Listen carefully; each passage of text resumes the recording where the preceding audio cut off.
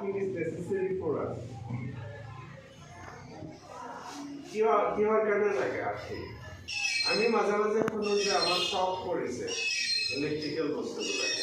তো এক নম্বৰ কাৰণ হৈছে টু প্ৰিভেন্ট ইলেক্ট্ৰিকেল শক, যাতে আমাৰ শৰ্ট কৰিব নোৱাৰি। সহজ ভাষাত কওঁ শৰ্ট কৰিব, মানে নহয় শৰ্ট নহয়, আচলতে শক কৰা হৈছে। 2 নম্বৰ হ'ব damage of to prevent damage of electrical appliance. কেতিয়াবা ভল্টেজ বেছি আহিলে চাবা কিছুমান বস্তু বাল্ব ফিউজ যায়, হয় নহয়? কেতিয়াবা ইটো বেয়া হৈ যায়, কেতিয়াবা সিটো বেয়া হৈ যায়। তো আৰ্থিং থাকিলে কি হয়, সেইখিনি এক্সেছ কাৰেণ্ট আছে যিহেতু এইখিনি পৃথিৱীলৈ গুচি যায়। মানে আৰ্থ ইজ এ জায়েণ্ট গ্ৰাউণ্ড, মানে নেগেটিভ হিচাপে কাম কৰে আৰু। তো আমাৰ এক্সেছ চাৰ্জখিনি যেতিয়া পৃথিৱীত গুচি যাব তেতিয়া আমাৰ কোনো প্ৰব্লেম নহ'ব। তাৰপিছত 3 নম্বৰ হৈছে টু প্ৰিভেন্ট কি ফায়াৰ। কিন্তু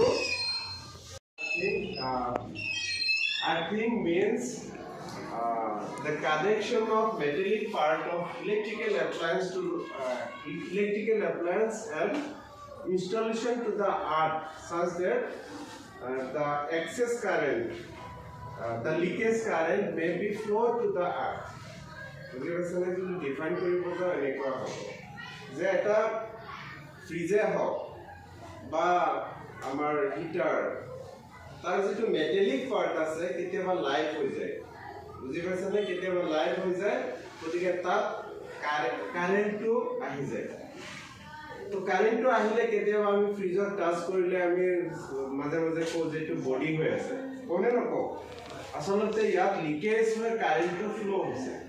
তো এই মেটেলিক পাৰ্টৰ পৰা যেতিয়া আমি এটা ৱায়াৰৰ সহায়ত আমি আৰ্থত আমি সংযোগ কৰি দিওঁ, তেতিয়াহ'লে এক্সেছ যিখিনি চাৰ্জ আছে এই চাৰ্জখিনি ক'লৈ পৃথিৱীলৈ গুচি যাব, গতিকে আমাৰ কোনো ক্ষতি নহয়।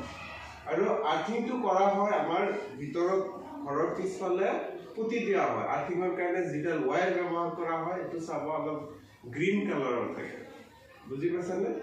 গতিকে এইটো হৈছে আৰ্থিং। তো ডেফিনেশ্যনটো যদি লিখিব দিয়া, earthing means connection of metallic part of electrical appliance and installation to the earth such that the leakage of current can flow to the earth. বুজি পাইছা? যদি লিখি দিব লাগে লিখি দিওঁ বাৰু। আছে ডেফিনেশ্যন চাই কিতাপত, আছেনে নাই?